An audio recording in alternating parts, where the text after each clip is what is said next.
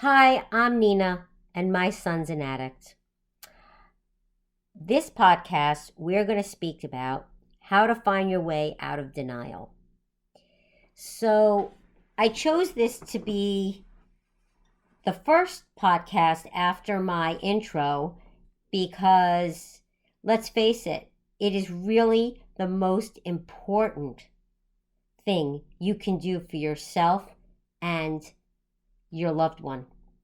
It is the addict. It is, if you're in denial, you're actually making it easier for your addict to be a stronger addict, which sounds bizarre, but true. Um, I found that, look how long it took me. It took me years. I wasn't, I was in denial, but at the same time, I knew that I had a problem on my hand. I was in denial, realizing how serious this is and how it's a lifelong illness and a lifelong disruption to your life, to your family's life, and to the family unit. So denial takes many different forms. And I think that what I like to say is I had a family that called me, and I'll never forget this. It was on a Friday, and she found out that her son went to the bank, forged a check, and went to cash it. Okay. And the bank is calling to ask if they want to press charges against their son. So she tells me, of course, we're not pressing charges. Of course not. I said, well, honey, if your son is at the point where he's stealing a check and forging it, okay, you have a very big problem on your hand. You're not safe in your home now, so you need to kick him out. Oh, I don't know if I could do that. Where's he going to go? It's right before the Sabbath starts, and we're religious and observant, and what am I going to do? And where is he going to be? I said, really? You think he's observing anything? Come on. Come on. You need to get him out of your house. You have a whole other family there that needs protection. Let him go somewhere else. He has friends? Let him go to a friend's house. You tell him that until he's ready to get help, he can no longer live in your home. Well, they were very hesitant to do that, the couple. Although, listen, they really didn't have much of a choice. I stood on the phone for quite some time with them, and they did it. And I said to them, and this is what I believe is going to happen. In 30 days, he's going to come back, and he's going to want to get help. You're going to need to have a phone number ready. They're not coming back to your house so you could coddle someone and protect them and take care of them and, oh, don't worry, everything's going to be okay. No. You have a sandwich. You get a plane ticket if you have to, or you have a place already prepared where they can go to get help. There are lots of different rehabs. There are lots of different types of programs in this country. Do not pay cash. Just letting everybody know up front. If they're 18 and older, they can go on Medicare, Medicaid. They're not functioning. They could go on disability, whatever they need to do. But the rehab centers know how to work this, and they will get him help. So get him the plane ticket if you need to. If that's the location, whatever location you decide, you can look into. I feel that, if you're thinking about a country club because, the type of people he's going to be with, they're going to be with, and I don't know, honey, it doesn't make a difference where you choose, okay? It makes a difference. It's even better to question the type of therapists they have there because that's what's going to do it. Got to build their confidence. You got to see what it's going to take to get through to them, for them to get through to themselves. to feel better about themselves. What is it? What is it that causes this inside them? Or where is that hole that they're trying to fill or not? Or where is that mental illness? What medicine can they get on in order to be more stable? But you can't do that for them. And them going to therapy for one day and coming back to live and being an outpatient doesn't help. They need to do this on their own, away from their loved ones. And all you would need to say is, here is your plane ticket. Here is the phone number. Call them. They will give you help.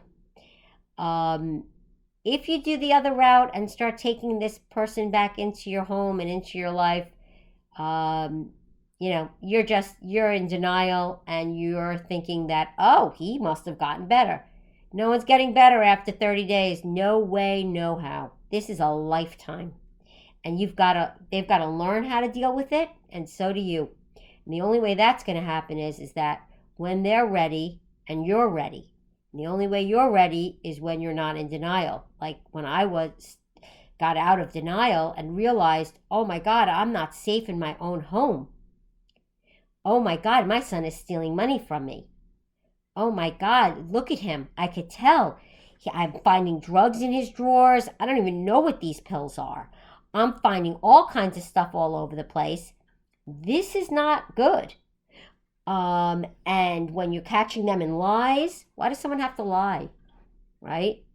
Kids lie all the time. Yeah, but they're not. Why? Is there a reason? Because they're ashamed, embarrassed, scared to tell somebody something, scared they'll get in trouble. Denial, like, oh, everything's going to be okay. No, it's not going to be okay. No, you can't coddle them and think, oh, he's much better and he'll get to that place, and if I just shove him there, he's not in front of my face and I don't have to deal with him.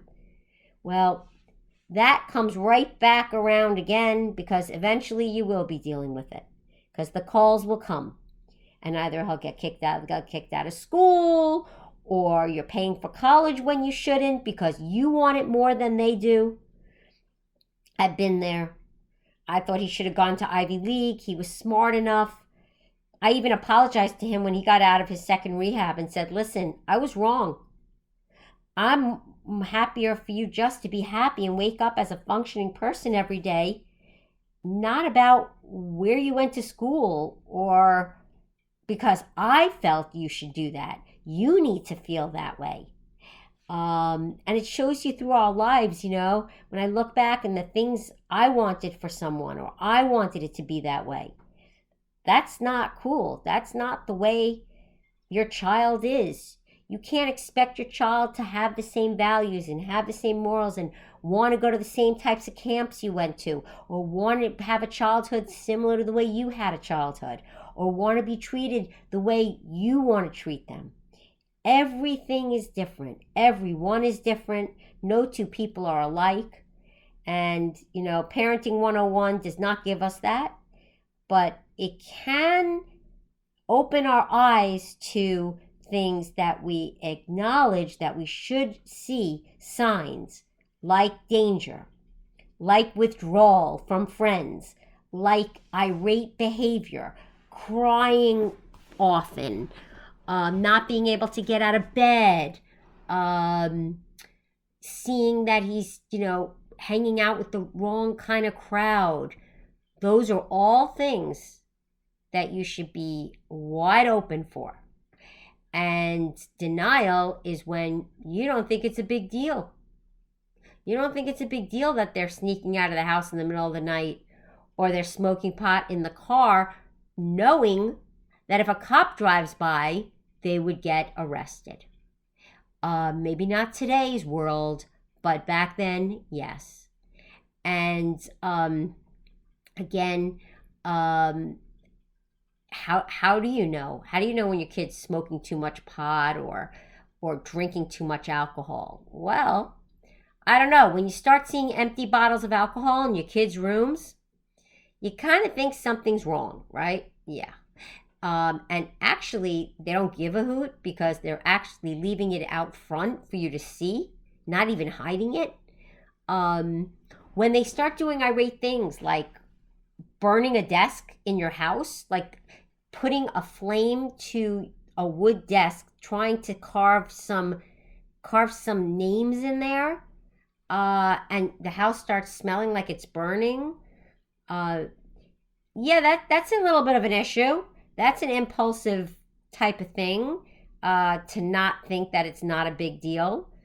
When parents call you and say your son is not treating my son properly, or he's being mean in school, or he's being a bully, or any of those things, it is a big deal. Most of us at one time would be like, these kids should stand up for themselves. Yeah, they should. But there are some times when some kids are obviously a little too much to handle. Another red flag, when you give your kid $20 and it's just never enough, $50, never enough, just constantly needing, constantly taking your energy from you. Yeah, those are signs. School noticing things, teachers pointing things out to you, friends, people on the outside. Typically, it's, when you're in the house, you don't even think you're going to make a big deal about certain things. Oh, that's just how they act. Oh, that's just what he does. Maybe it's not, maybe it's not okay to be not able to get up 3 days a week to go to school. No, something's wrong there. Okay. Change in grades, change in behaviors, withdrawal from family, from not wanting to be with family, to hating everyone. Those are things that, appreciation, narcissism, things to look out for. I remember being in one of my NAMI, National Association of Mental Illness groups, that I took that training for 8 weeks. And I remember, and I tell people to do that because it really is an eye opener, and it gives you some really good tools to see what you're really dealing with. Does the person I'm with have these problems? Do they have some mental issues? Did the drugs possibly we all know that the drugs are not pure like a million years ago were, so they're laced with things. Okay, maybe it's affecting their brains. Maybe it caused psychosis. How do you know if your kid's being psychosis? Oh no, they just don't want to go to the grocery store. They're making up stuff. Truthfully, that's what I thought at first. I'm like, are you for real? You're making up that you are seeing things pop out at you and chasing after you in the grocery store, and you're not going to go back. Are you out of your mind? Like, I really thought he was joking, but he was really serious.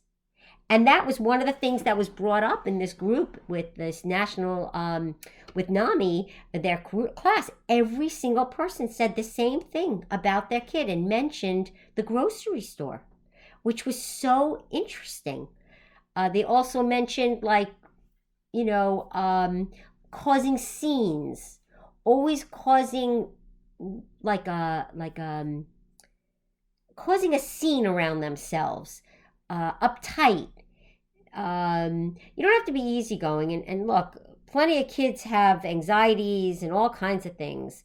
But, when it takes it to another level and it's so disruptive in the family and it's just affecting everyone horribly, something's wrong. When like your other kids are like, I don't want to come home. I don't want to be with this kid.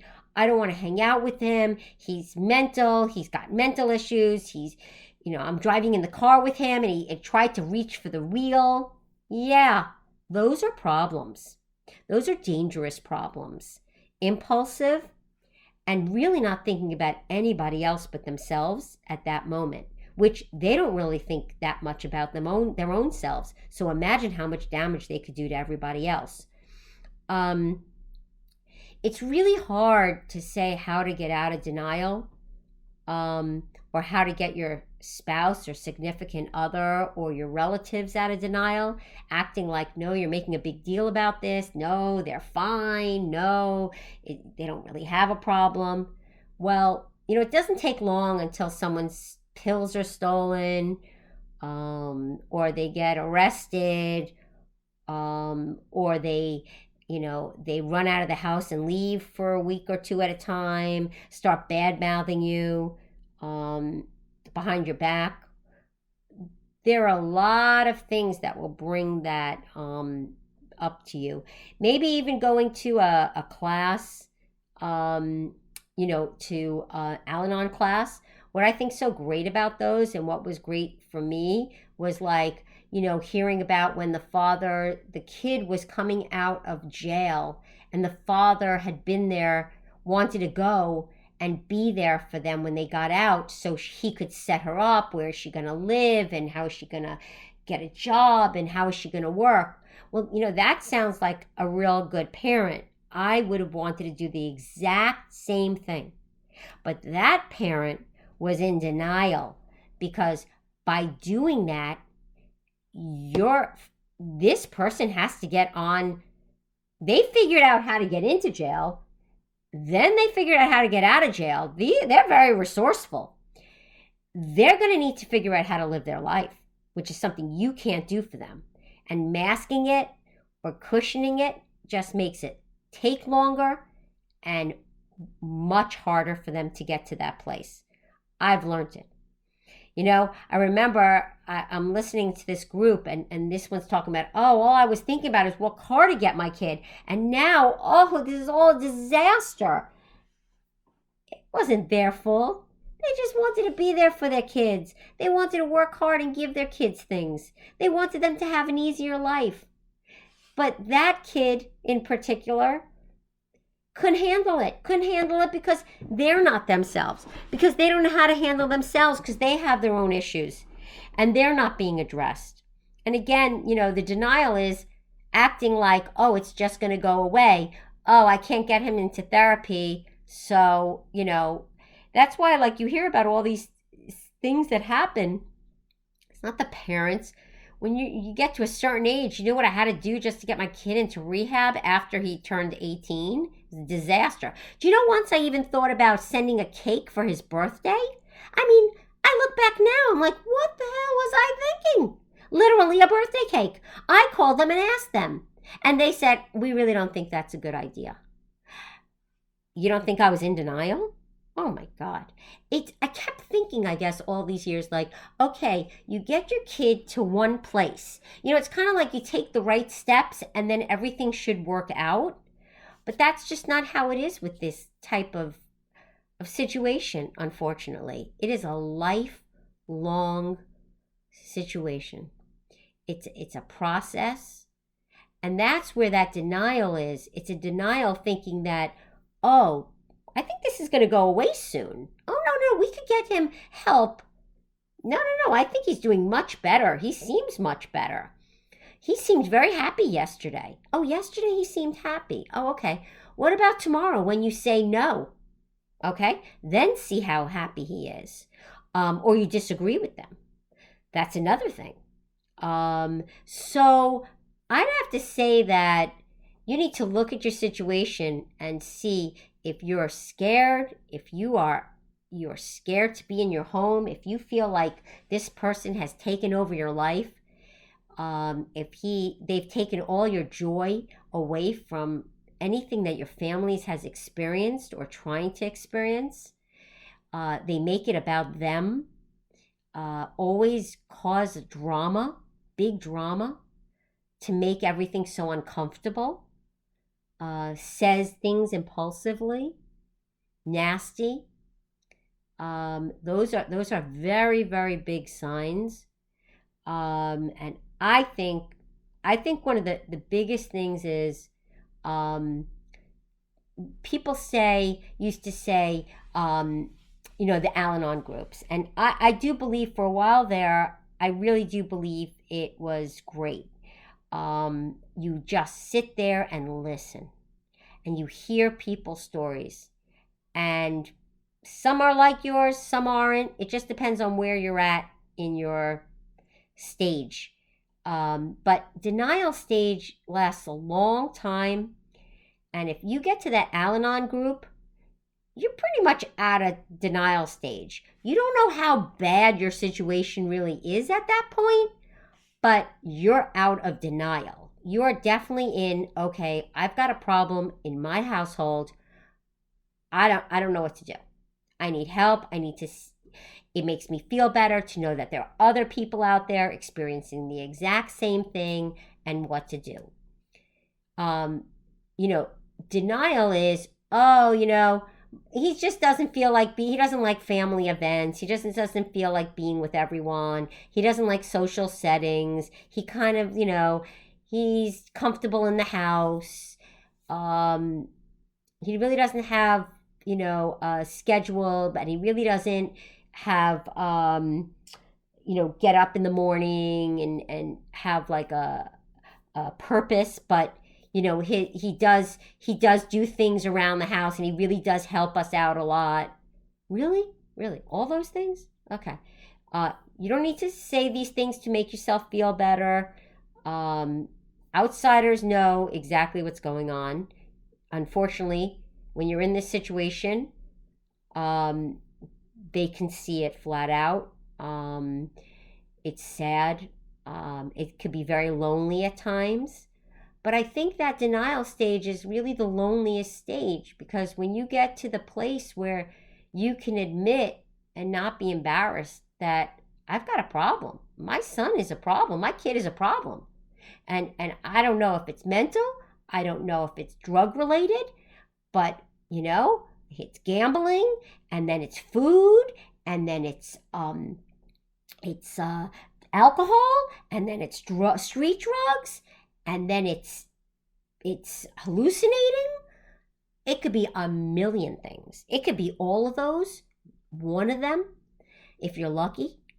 But I've seen it all. And I think it's extremely hard. How do you get over, how do you get over this? All these things that you jump from, these, first you're an addict, and you're an alcoholic, and then you don't drink anymore, so now you're gambling. You can't gamble because you could gamble your rent away, which has happened many times in my situation, as well as going to one of these places and selling his laptops. And yeah, I bought them back. Yes, I admit it. Yes, I did that. Denial.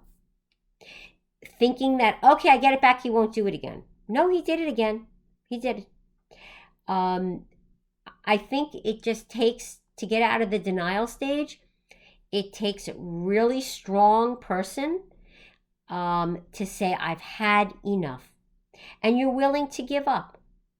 Not on the person, but on trying to fix something that's out of your hands.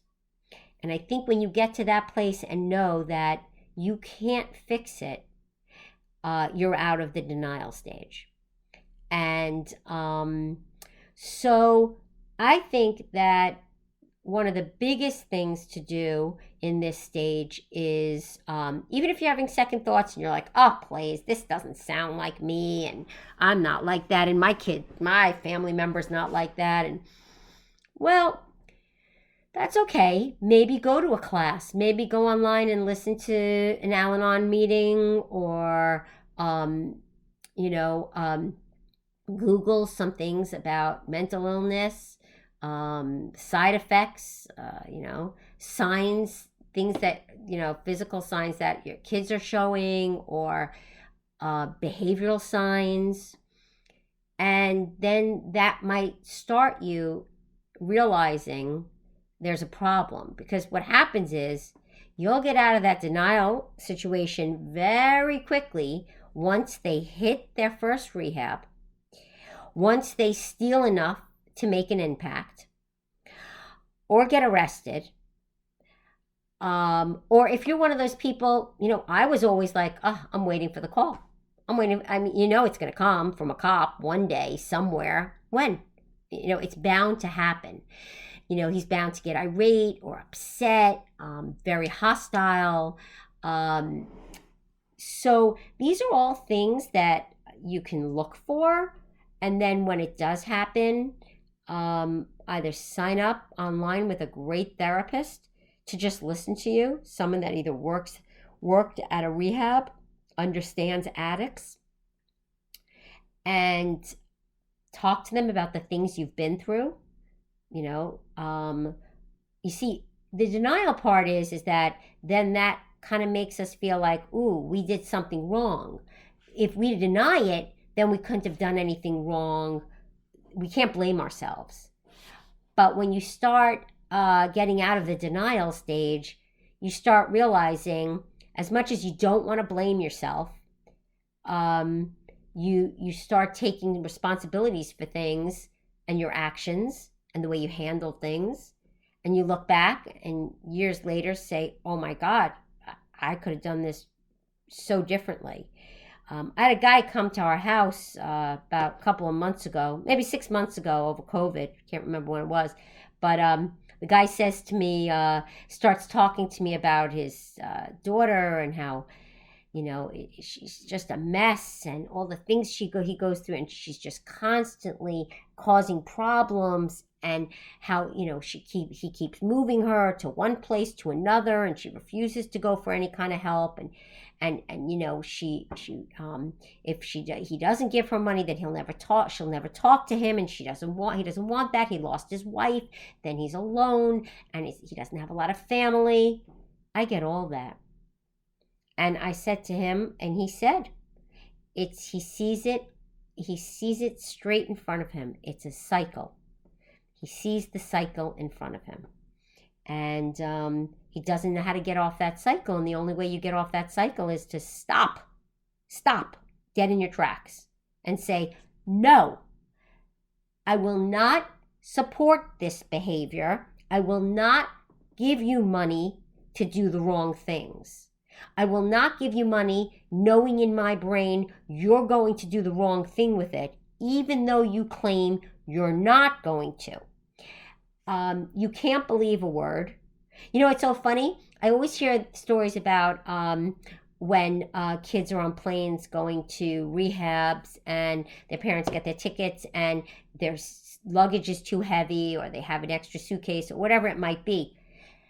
I don't know about you, but I could never get past the 50-pound mark on my suitcase without them charging that extra amount of money. I mean, no way. There are times when I'd had to pull things out because they were not letting it go. But yet, I cannot begin to tell you how many stories I've heard from addicts' parents that they're so manipulative that they're able to get their luggage on the flights even when they don't pay. It's unbelievable. It's like, how is this happening? How? That's how manipulative they are. They're very convincing. And it's scary. And it's hard. It's hard because you love them. I just want to hug them and give them a tuna sandwich and sit there and watch a movie.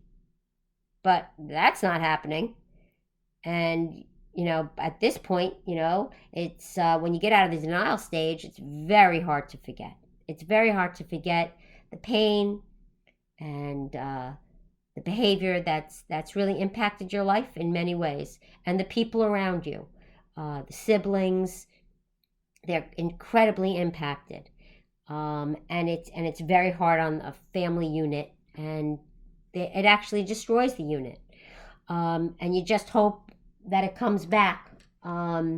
So that's really denial. In your gut, there's a problem, but you kind of just push it off because it's just easier than dealing with it.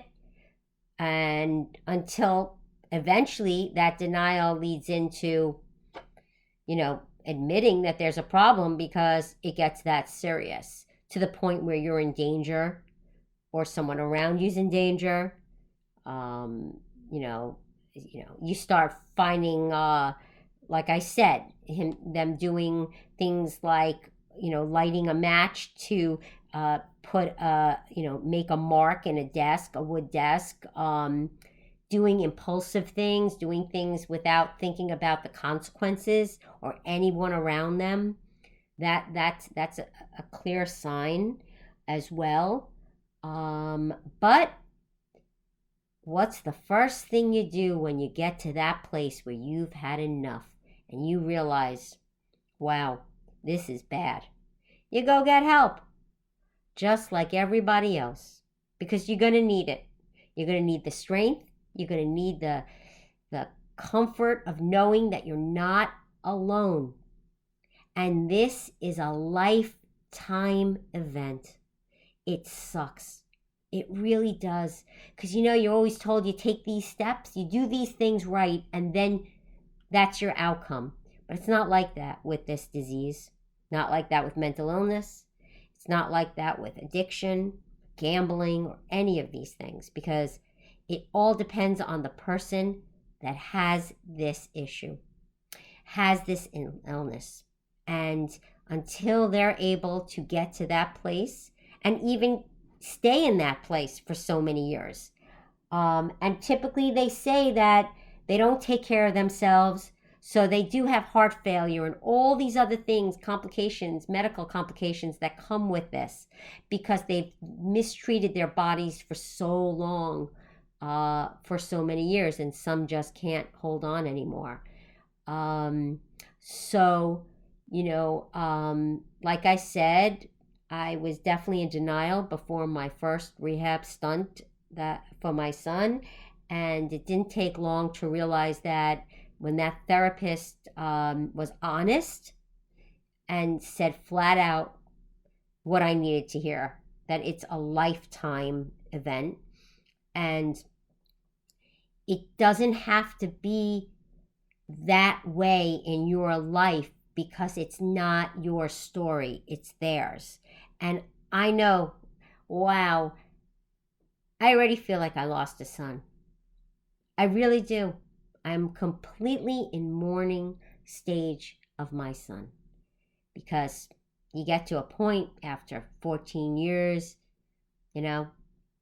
it's just chaos. I haven't had that relationship with my real son in so long. I don't even know who this person is anymore. And it's sad. And I lost him. I know when I lost him in 8th grade. I know when it was. I know when I saw the turn. And, there are a lot of things you couldn't do, should do, but there's only so much you could control. And so you can't blame yourself. That's number one. But the denial stage, again, is the first stage of someone taking the step to part from the addict and take a stand to get their life back and not have the addict control their life the way they can manipulate. And when they can't manipulate anymore, they get angry and they step away. So that's a very hard thing, because you don't want them to leave. You want them in your life. Who wants a child to be distant? Who wants to know that you don't know where your child's living, or if they're on the street somewhere, or if they're hit by a bus, or you're going to get a call someday? Nobody wants to live like that. Nobody chooses that. It chose us. But denial is worse, because you're still in fear in your own way and not admitting it. And when you get out of that place, you kind of get your life back. And that's the start of the beginning of your new life. And that's how I look at how my life was. And I hope that brings some insight into what your life could look like. Have a great day.